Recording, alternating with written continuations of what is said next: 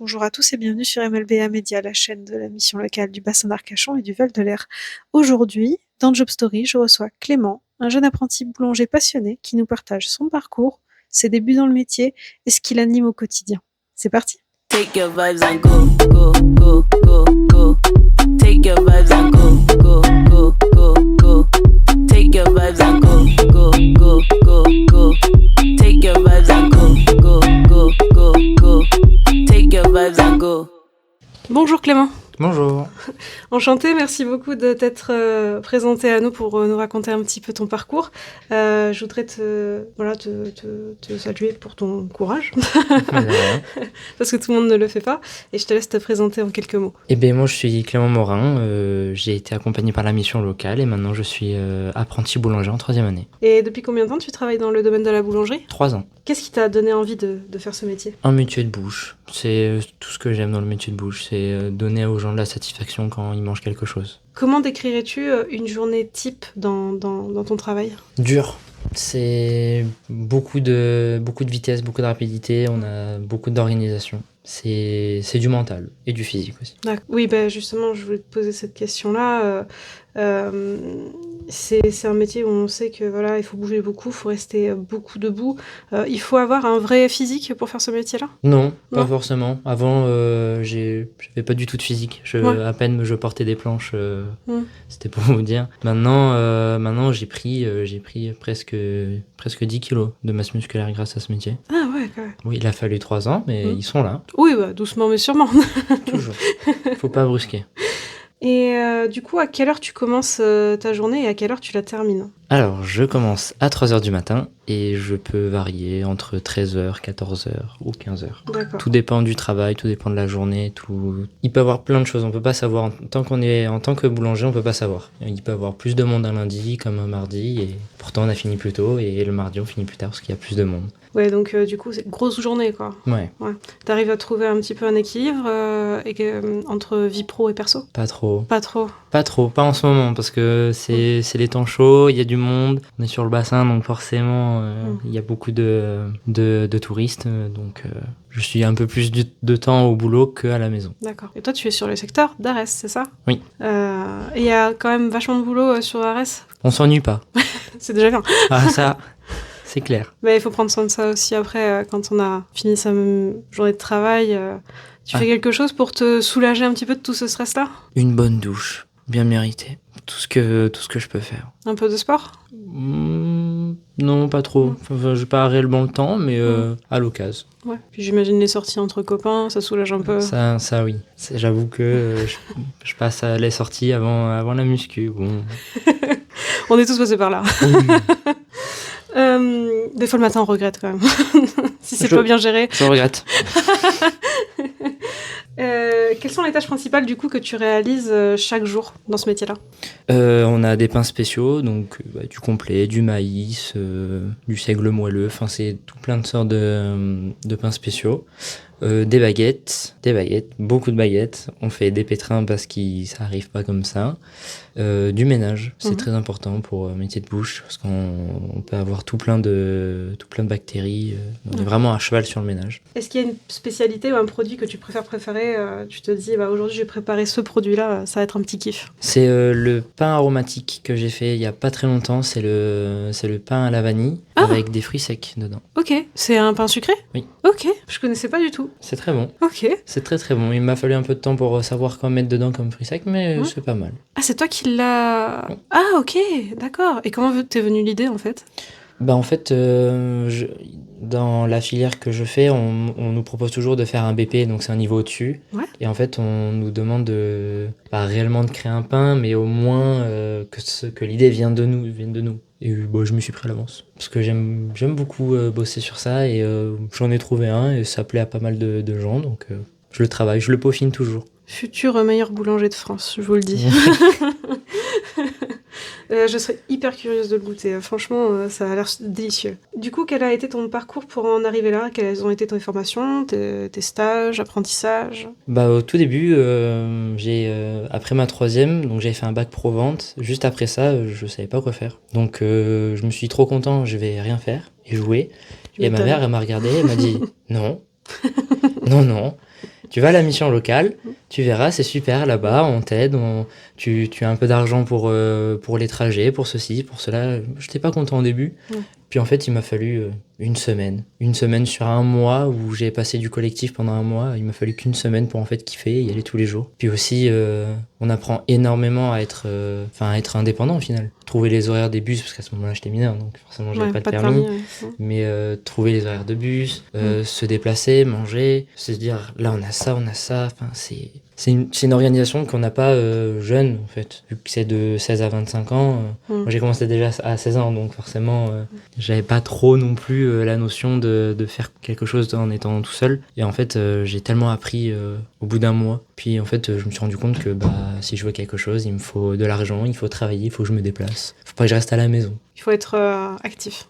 C'est ça. Est-ce que tu as eu des moments de doute ou de difficulté du coup dans ce parcours professionnel ? Non. Non ? Non, je préfère être sûr de moi et y aller à fond. Et je me suis toujours dit, en fait, on n'a qu'une vie. Ouais. Et je suis jeune, donc je peux me tromper. Et c'est pas grave parce que j'ai encore plein de temps devant moi. Puis au final, je me suis toujours pas trompé, donc ça va. Oui, puis au final, c'est mieux d'avoir échoué plutôt que d'avoir des regrets. C'est ça. À quel moment as-tu contacté du coup la mission locale et en quoi la mission locale t'a aidé un petit peu dans ton parcours ? Tu nous as un petit peu parlé, mais est-ce que tu peux approfondir un peu le sujet ?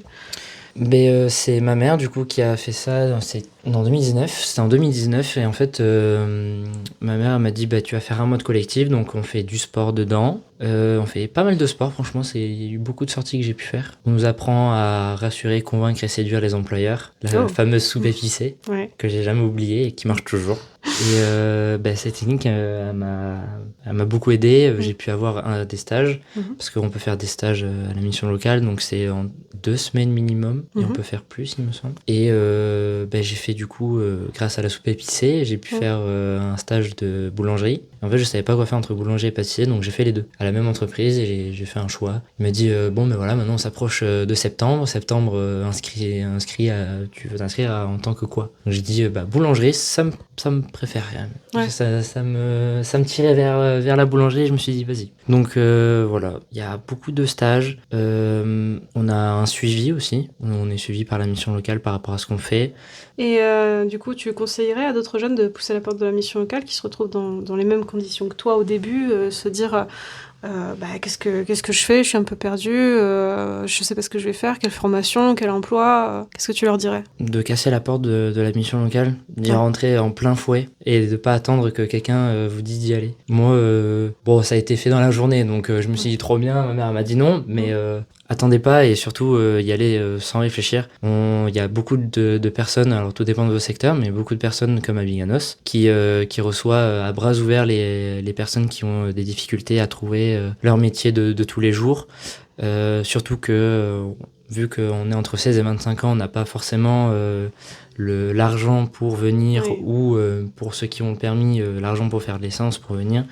Et en fait, leur programme, en tout cas, propose un, entre guillemets, petit salaire, on appelle ça une aide, du coup, qui est là justement pour vos déplacements, pour la nourriture si besoin, si vous voulez manger avec les formateurs. Et franchement, c'est génial, faut vraiment pas hésiter. Moi, j'ai kiffé à la première semaine et c'était dommage même que ça durait qu'un mois. Et t'as fait des rencontres lors de ces... Alors, je vous explique un petit peu ce qu'a vécu Clément. C'est qu'en fait, Clément a participé à un dispositif qui s'appelle la garantie jeune, qui aujourd'hui n'existe plus et qui a été remplacé par le contrat d'engagement jeune. Et c'est la même chose, ça a simplement changé de nom. Et du coup, Clément a pu participer à des ateliers collectifs, individuels aussi, un suivi personnalisé, mais aussi collectif.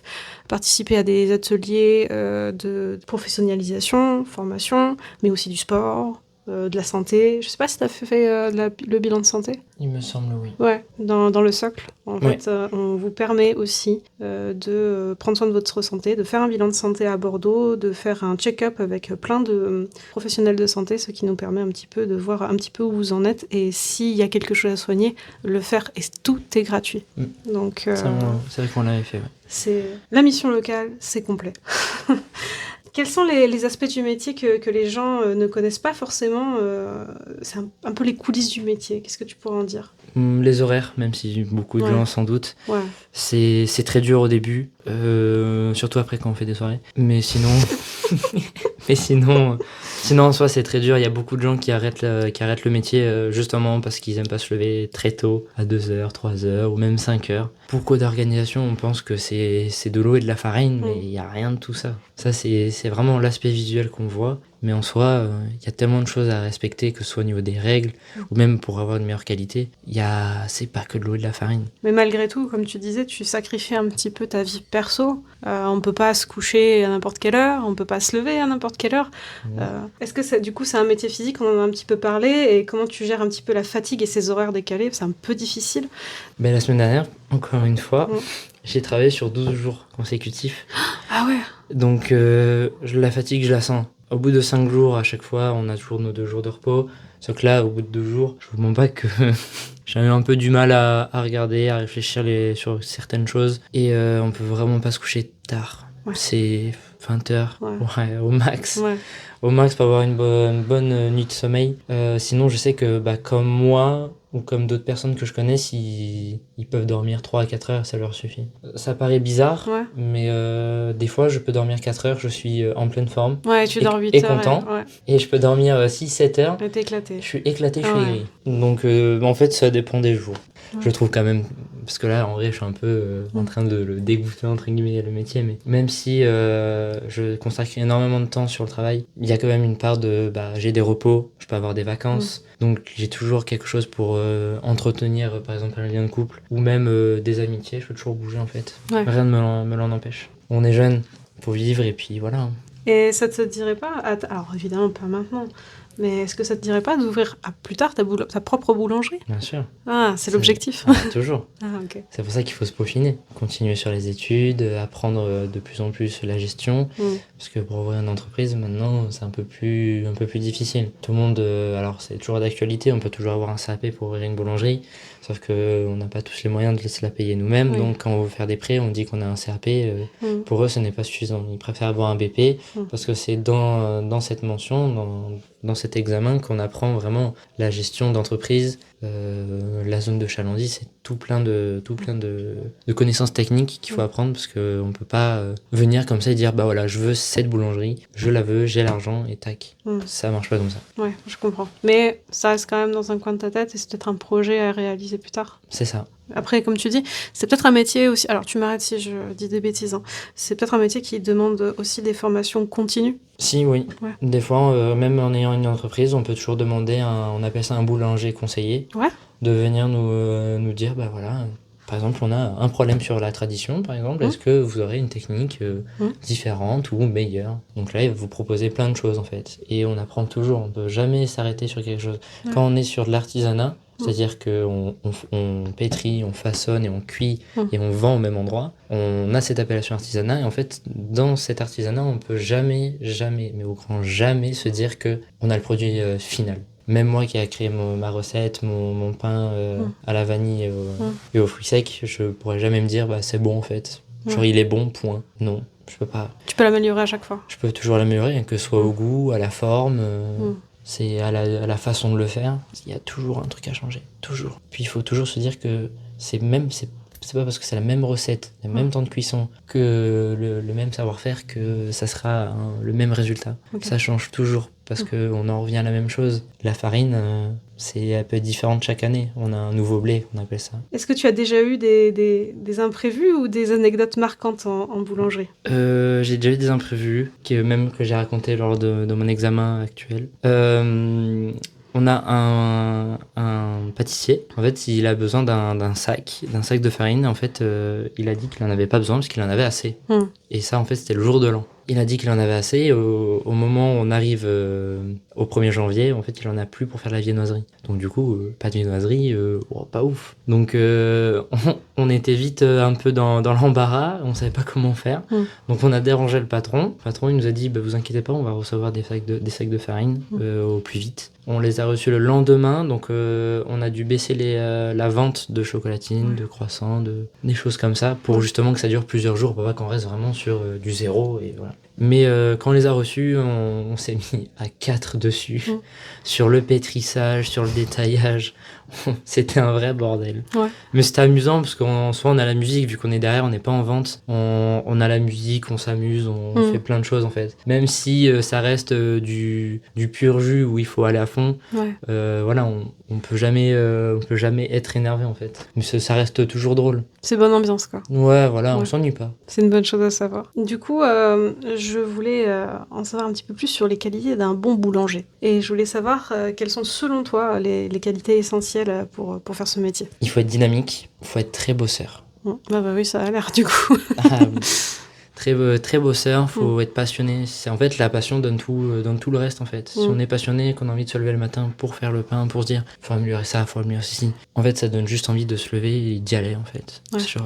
Pour moi en fait, même s'il faut une seule valeur en fait, c'est juste être passionné. Être passionné fait tout le reste. Mais sinon, rigoureux dans son travail, il faut être concentré parce que un manque d'ingrédients peut tout foirer. Il faut être assidu, respectueux envers les autres. Avoir un très bon travail d'équipe parce qu'on est dans un métier de bouche, on aide les uns les autres. Mais voilà, faut vraiment être sur un travail d'équipe parce que quand on aide, on reçoit l'aide après. C'est pas on aide et on aide et on aide. C'est on aide et on vient t'aider. Ça peut prendre une semaine s'il faut, mais c'est surtout ça en fait. Est-ce que tu as un conseil que tu pourrais donner à quelqu'un qui voudrait se lancer dans ce métier ? Dors beaucoup avant de dormir et sois attentif à ce qu'on te dit et à ce qu'on te donne, parce que c'est pas tous les jours que, surtout à l'heure d'aujourd'hui, il n'y a pas énormément d'employeurs qui veulent prendre en apprentissage. C'est vrai. C'est dur et il faut toujours avoir des amis qui vous soutiennent derrière. Ça a été très dur au début. Ouais. Au début, j'étais là, waouh, mais comment ils font les autres ? En fait, avec le travail d'équipe, avec les collègues avec qui j'ai travaillé, ils m'ont toujours dit mais t'inquiète, ça va aller et tout, demain, non. En fait, ils sont toujours là pour te rassurer, pour te dire que demain ça va aller. Il faut toujours se dire ça. Moi, quand je me lève le matin, je réfléchis pas. En fait, c'est je me lève parce qu'il faut y aller et parce que je sais que je vais kiffer en étant là-bas. Ouais. Et en fait, quand je suis là-bas, je suis dedans et je m'arrête pas. Je m'arrête pas. Donc, faut pas avoir peur de se lancer. C'est dur parce que beaucoup de gens sont effrayés par les horaires qui sont très matinales. Mais en vrai, je vous mens pas, vous êtes très content quand même quand vous avez votre après-midi. Quand vous savez que vous commencez à 3h et que vous finissez à 11h, midi. Vous êtes bien content de pouvoir dormir que 2 heures et puis il est que 14h en fait. Ouais, c'est clair. Tu ressens un petit peu la fatigue en fin de journée quand même ? Oui, Ouais. comme là. Ouais. Mais bon, c'est toujours aussi cool. Hein. Au moins, on peut dormir tôt en fait, on peut récupérer en fait. Puis c'est pas une fatigue non plus à tomber par terre. C'est une fatigue en mode j'ai bien travaillé. C'est peut-être gratifiant aussi, les bonnes fatigues. Moi je me suis dit, si je suis fatigué, c'est que j'ai bossé. J'ai bossé, j'ai travaillé, c'est pas pour rien. Je comprends. Donc si plus je suis fatigué, mieux c'est en fait. Parce qu'après on dort mieux, c'est mieux mérité. Et le travail qu'on a donné, on en est satisfait. Moi, ce que j'ai donné aujourd'hui, malgré mon petit retard, j'ai été très content parce que j'ai pu me surpasser, sortir de belles choses en étant rapide. Et voilà, je suis fatigué, c'est comme ça, c'est le boulot, finalement. Bah déjà, je te remercie énormément d'être venu parce que je sais que c'est pas facile, donc merci encore à toi. Avec plaisir. En plus, ton témoignage est hyper intéressant. Et pour résumer ce que tu as dit, donc du coup, kiffez votre travail, mais surtout ayez une bonne hygiène de vie. C'est ça. Ne la négligez pas. Même si vous pensez à ne pas avoir de temps, vous le trouverez toujours. Et puis en fait, ce qui est bien, c'est que ça aide aussi à la vie active, le fait d'être... Ah oui, t'es pas sédentaire, quoi. Ah oui. T'es 90% du temps debout, j'imagine. Ouais.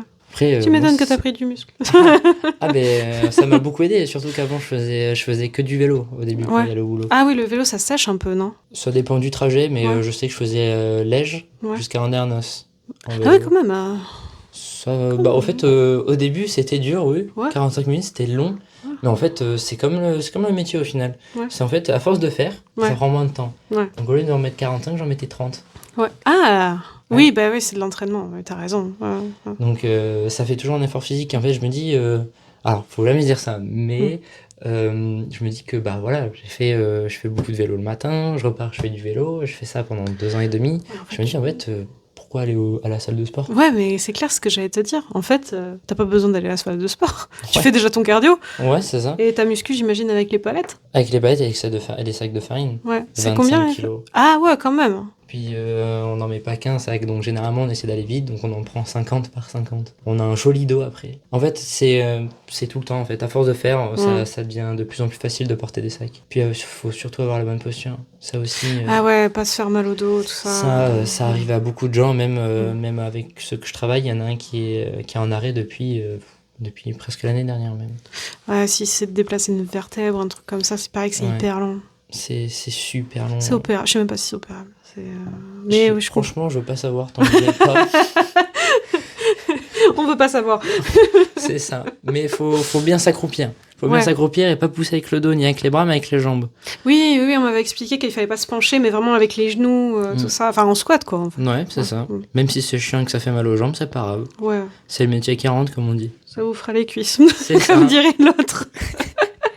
Du coup, on arrive un petit peu à la conclusion. C'est passé super vite. J'ai pas vu le temps passer. Moi non plus. Du coup, je voulais savoir si t'avais 3 mots pour décrire un petit peu ton métier un peu passion. Incroyable, créatif et organisé. Oui, organisé, t'as raison de le dire. Et ça rentre même dans la vie active. Oui, alors tu dois avoir des déformations professionnelles, j'imagine. Toujours. Ouais. Quand je ramène du pain, que je le congèle, bon, c'est pas venant d'un boulanger, c'est pas fou, mais pour la conservation, le lendemain, je le mets au four, je suis obligé de mettre de la buée. Si on n'en met pas, en fait, il devient très dur. C'est comme le bois, en fait. Donc, toujours mettre de la buée, en fait, ça donne de l'hydratation au pain, en fait.